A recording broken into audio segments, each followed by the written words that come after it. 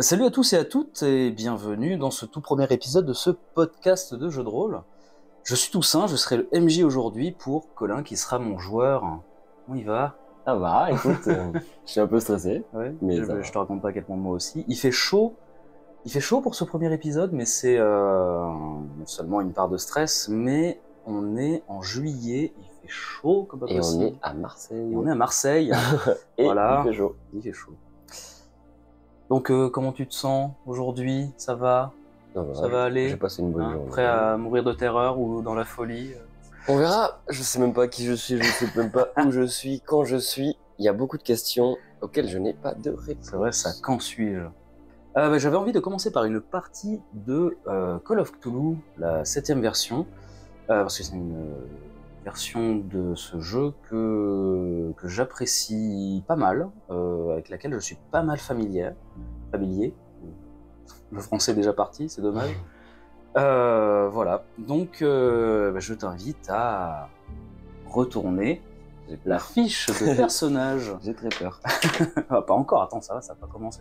Alors, donc j'ai créé ce personnage pour toi, pour qu'il puisse coller à l'aventure que je t'ai concoctée. Petit scénario, donc tu es un détective privé dans la petite ville de Willowbrook. Est-ce que tu es prêt? Évidemment que je suis non. prêt.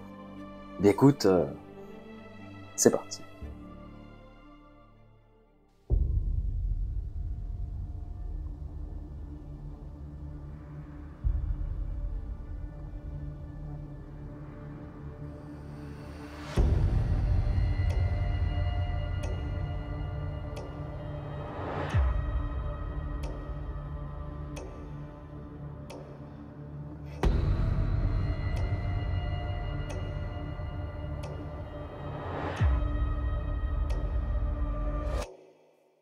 Nous sommes en novembre 1930.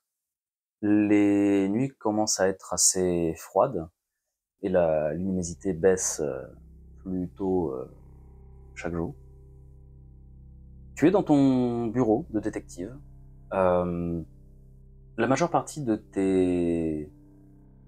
tes affaires en cours, de tes enquêtes, ne sont absolument pas intéressantes.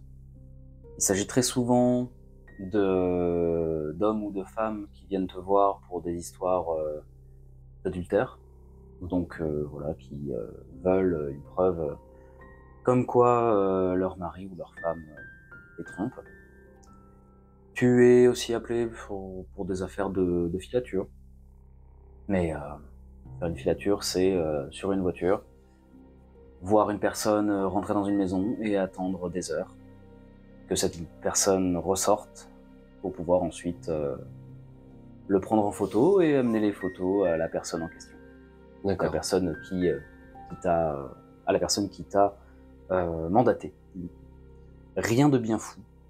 Donc tu es dans ton bureau, assis sur ton fauteuil. Il y a un verre de scotch ou de whisky, peut-être, je ne sais plus trop ce que tu avais mis dans ton verre, mais il est là, il est frais, il perle sur la table. Il y a une cigarette encore fumante dans le cendrier. Tu es quelque peu pris d'ennui, tu es surtout en train de vérifier que tous les papiers que tu devais signer sont bien signés, etc. Tu fais du tri dans tes affaires. Et qu'est-ce que tu fais? Je fais du tri, je souffle. Il y a une fenêtre dans la salle. Oui. J'ouvre la fenêtre et je commence à prendre mon verre, à prendre ma cigarette. Et je fume à la fenêtre juste pour voir la lune, pour voir les étoiles. Je sais pas s'il y a des nuages aussi, la lune est claire. Il n'y a pas tant de nuages que ça. Tu vois quelques étoiles et la lune qui perce au travers des nuages de temps en temps. Il y a quelques nuages qui passent devant pour les masquer, mais la luminosité est bonne. Quand tu ouvres la fenêtre, tu as un bon vent d'air frais qui te fait du bien, effectivement. Et surtout, Ça aère la pièce. Ah ouais. C'est pas négligeable. Et ben ouais, je fume un petit peu, je pense à plein de trucs, à si j'avais plus de personnes avec qui profiter, que mon travail me prend beaucoup de temps, j'arrive pas trop à voir les seuls amis que j'ai deux, trois amis, j'ai pas forcément l'habitude de les voir au bar, les voir faire leurs activités si jamais ils chantent dans un bar inconnu. Et je commence à regretter les années qui se sont passées sans forcément avoir la haine contre l'absence de moi-même pendant ces années. Mais ouais, je commence à regretter d'avoir passé aussi peu de temps avec ceux que j'aime. Je l'ai passé à travailler, j'ai travaillé pour pas faire grand chose au final puisque je reste là à fumer et à boire mon scotch. Alors que tu es perdu dans tes pensées, tu pousses un dernier soupir et à la fin de ce soupir, le téléphone sur ton bureau sonne. Oui, allô? Demoiselle du téléphone te dit Monsieur Charles Arlot, pour vous. Donnez-le-moi. Je le connais. C'est un notable de la ville. Donc la demoiselle du téléphone te met en communication avec lui. Il est tard, Il est tard, il est dans les environs de 22h30, Oui, donc 23h. c'est habituel qu'on m'appelle à cette heure-ci? Absolument pas. D'accord. C'est plutôt exceptionnel. Toi, tu étais plus à la limite, tu finissais ton verre, ta clope, Et tu partais en fermant la porte derrière toi. Là, tu étais prêt à partir. Ok. Bonsoir. Bonsoir. Je vous dérange pas, j'espère. J'allais partir. Dites-moi.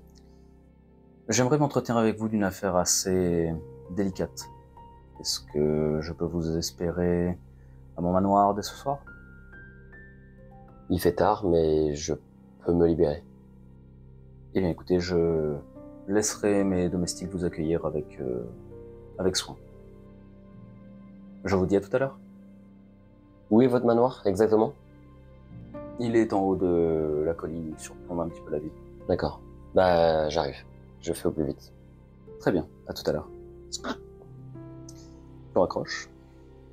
Qu'est-ce que tu fais? J'enfile mon verre. Oh, oui, je voulais pas dire ça. J'enfile mon manteau, je m'enfile mon verre. Effectivement. J'enfile mon manteau, Donc, beau manteau qui descend presque jusqu'aux chaussures. Au trench coat. Tel un détective. Bien J'enfile mon chapeau de détective. Et clope au bec, je marche d'un pas décidé et assez rapide parce qu'il avait l'air très sérieux. Ah, avec la voiture, parce que c'est loin. Je pensais que on pouvait y aller à pied. D'accord. C'est une trotte, mais tu as une voiture. je prends ma voiture et je fonce vers le manoir. Tu roules effectivement bonne allure. Tu arrives au niveau du manoir, effectivement, les grilles sont déjà ouvertes. Tu es rarement allé de ce côté-là de la ville. Il y a, quand tu arrives devant les escaliers, tu es obligé de contourner un petit rond-point de fontaine. C'est grand. La fontaine ne coule pas, très certainement parce que on est en hiver. Ouais, et que l'eau gèle. Et que l'eau gèle assez rapidement. Quand tu arrêtes le moteur, tu remarques qu'il commence à pleuvoir.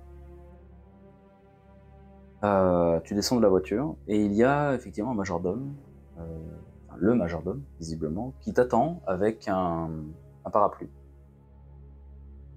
Tu montes les escaliers, 3-4 petites marches, et le majordome te tend la main, comme pour prendre ton manteau. Je fais signe de non de la tête et je garde mon manteau sur moi. Il referme la main et il ferme la porte derrière toi une fois que tu es rentré. Il pose le parapluie sur le côté.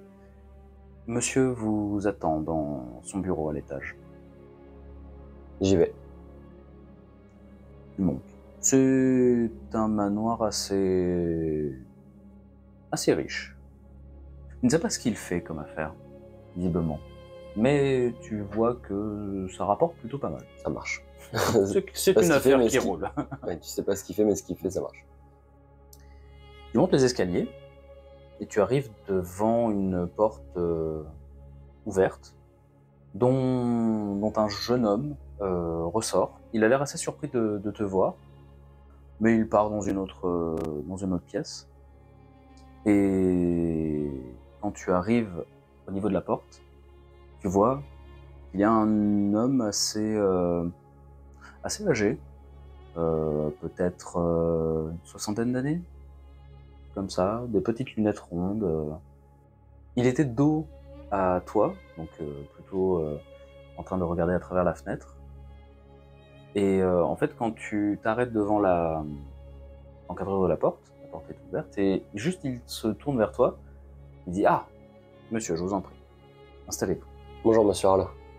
Dites-moi tout. Bonsoir. Qu'est-ce qui se passe? Eh bien, fermez la porte derrière vous, s'il vous plaît. Je la ferme et je reviens vers lui. Il se sert un verre de whisky, et il y en a un deuxième à côté, et il te demande si tu en veux un. Oui, allez-y. Je suis pas à mon verre près. Il te pose le verre devant toi. J'ignore si vous connaissez la source de mes profits. Je suis un commerçant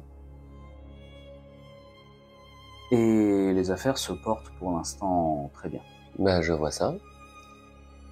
Je vois ça d'après votre manoir, d'après le rond-point, d'après la fontaine. Vous avez, certes, un marché qui marche, mais quel marché, je ne sais pas. Il fait tard. Venez-en, en fait, s'il vous plaît. Et je commence à boire mon verre. Je pense que votre impatience pourrait m'être utile. J'ai à traiter avec des commerçants, des marchands étrangers d'ici une semaine et demie. Et je vous avoue qu'il y a une chose qui m'inquiète un petit peu. Assez récemment, il y a eu des échos, des rumeurs, comme qu'il y avait une chose qui crée la discorde, la terreur. Et je ne sais pas si vous avez entendu de temps en temps, pendant vos filatures ou vos autres affaires, il y a des hurlements qui résonnent un petit peu dans la ville. Ça me dit absolument rien. Je ne remets aucun fait, aucun cri qui pourrait s'apparenter à un cri de terreur. Je vois pas du tout de quoi vous parlez. C'est dommage. C'est dommage. Mais vous voulez que j'enquête sur quoi, exactement? Sur ces cris? Sur la bête qui pourrait terrifier Parlons tout de suite. les habitants? Parlons tout de suite de bêtes. Je vous en prie, enfin. D'humains? J'aimerais que vous apportiez la preuve comme quoi il n'y a rien. Cette rumeur, j'ai peur qu'elle grandisse. J'ai peur qu'elle grandisse pour rien. Et que cela effraie les commerçants avec qui je dois m'entretenir d'ici peu. Il y a parmi eux des superstitieux, des pratiquants de sciences occultes, ou au moins des amateurs. J'aimerais qu'ils ne soient pas inquiets. J'aimerais que cela n'arrive pas à leurs oreilles. Si vous pouviez aller enquêter en ville, peut-être commencer par les lieux les plus suspects. Je peux. Vous avez un prix? Nous discuterons du prix plus tard, voulez-vous. C'est moi que vous embauchez. C'est moi que vous demandez pour l'affaire. J'aimerais bien que vous me mettiez un prix. Par exemple, un prix sur le risque que je pourrais encourir selon les rumeurs. si jamais les rumeurs étaient vraies. Je veux bien, non pas rendre faux, mais justifier qu'il n'y ait rien pour vous. Mais j'aimerais bien que, si danger il y a, qu'elle soit au moins rémunérée. Lui, écoute, il est l'heure du premier jet. Tu vas me faire un jet de persuasion. Ok, donc c'est 2d10, c'est ça? Absolument, c'est donc 2d10 et il faut le faire. Il faut du coup faire un score en dessous de la valeur de compétence. Oui, c'est ça. Et tu m'as dit... combien? Tu m'as dit, pardon, persuasion. Ouah, j'ai 10%. Donc il faut que je fasse un score 10 ou 0,9, 0,8, 0,7, 0. Oui, tous les chiffres en tout défi. Eh ben, c'est un 23, donc... Ce ne sera pas suffisant. Il se rassoit un peu plus profondément dans son siège. Il tient une assez grande assurance. Il fait tourner un petit peu les glaçons dans son verre. Écoutez, pour l'instant, ce que je peux vous proposer, c'est que pour tout frais concernant cette enquête, votre facture sera la mienne. Vous payez, vous éditez une facture, vous me la transmettez, et je vous paye rubis sur l'ongle. Bien. Je vais réfléchir à combien vaut toute cette enquête. Je commencerai dès demain matin. Bien, écoutez, je ne vous retiens pas plus. Je vous remercie, il te tend la main. Je bois mon verre cul sec, je le pose sur la table, et je lui serre la main. Je vous souhaite une bonne nuit. Bonne nuit à vous aussi. Je te laisse repartir. Je m'en vais, je passe par la porte, je suppose que Le marcheur est toujours là. Voilà, je prends mon chapeau, je lui fais un petit signe de tête. Je m'en vais avec la main sur le chapeau pour me protéger de la pluie.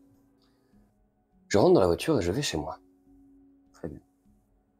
La pluie toujours de même intensité, pleuviote. C'est désagréable, mais... Toute cette histoire me fait peur quand même. Ça ne m'effraie pas, parce que j'ai déjà entendu des histoires de cris dans la maison, comme quoi il y avait un esprit, quelque chose comme ça, alors qu'au final, c'était juste des rats dans les caves, des animaux un petit peu plus gros en train d'agoniser, enfin, jamais rien de très alarmant ou de très fantomatique. Les personnes aiment bien faire des suspicions, et je me dis que c'est une suspicion de plus, mais si un personnage comme ça prend au sérieux une petite rumeur, je pense que soit la rumeur grandit de jour en jour et ça se voit, soit il y a vraiment quelque chose et il veut prouver le contraire. Fais-moi un jet d'intelligence. Toujours... C'est toujours les dessins. D'accord. Tu ne jettes que les dessins, à part pour les armes, pour infliger des dégâts. Intelligence, j'ai 60. C'est un 61. Comme du coup tu as amené la réflexion à voix haute, je te dis que en fait t'as pas prêté attention, mais maintenant qu'il t'a dit qu'il y avait quelque chose qui rôdait, qui terrifiait les gens, peut-être qu'en fait t'arrives pas à te rappeler, mais peut-être qu'en fait effectivement, il y a peut-être de plus en plus de cris.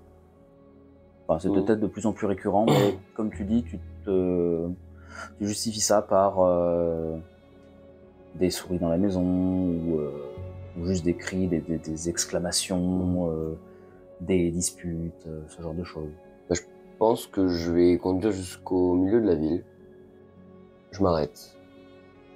J'enlève mon chapeau, j'enlève mon manteau, je me mets un petit peu en chemise. Je sors de la voiture, je monte sur le toit de la voiture. Je m'assois et je profite de la pluie, j'écoute les gouttes tomber dans les flaques sur la voiture et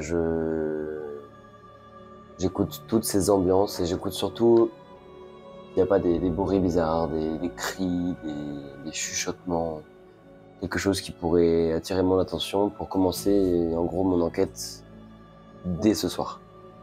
Je vais rester, je pense, une demi-heure, enfin, l'équivalent d'une demi-heure, 40 minutes. Mhm. Et puis, je rentrerai chez moi. Je récupère mon manteau. Il va me faire un jet Constitution. Non, Ah non. tout de suite.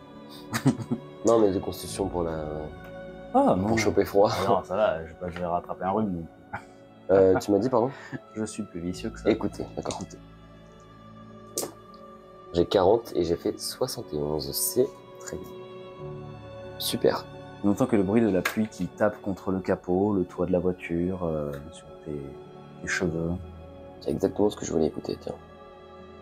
Ça tombe bien, tu n'entends que ça. Et ben, je rentre chez moi. Et la suite, ce sera pour la prochaine.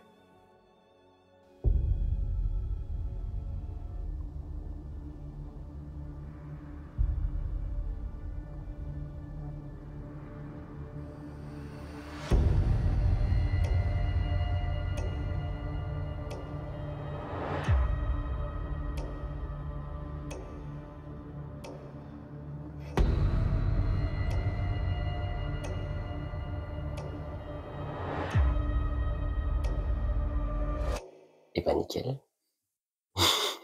Super. Les cris, Oui. j'aime pas ça. Parce que je sais qu'il va y avoir un gros méchant loup. Il va y avoir la bête du Gévaudan. Non, trop bien.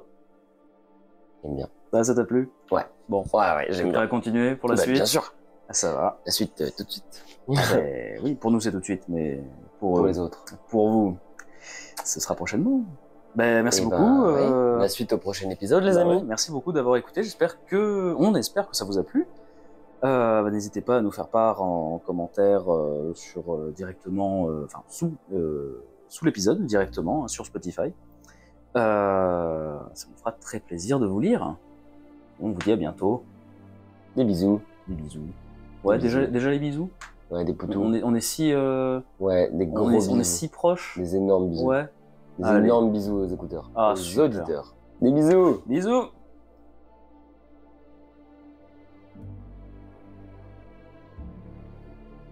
Comment j'arrête ce truc, moi? Il faudrait arrêter là, en fait.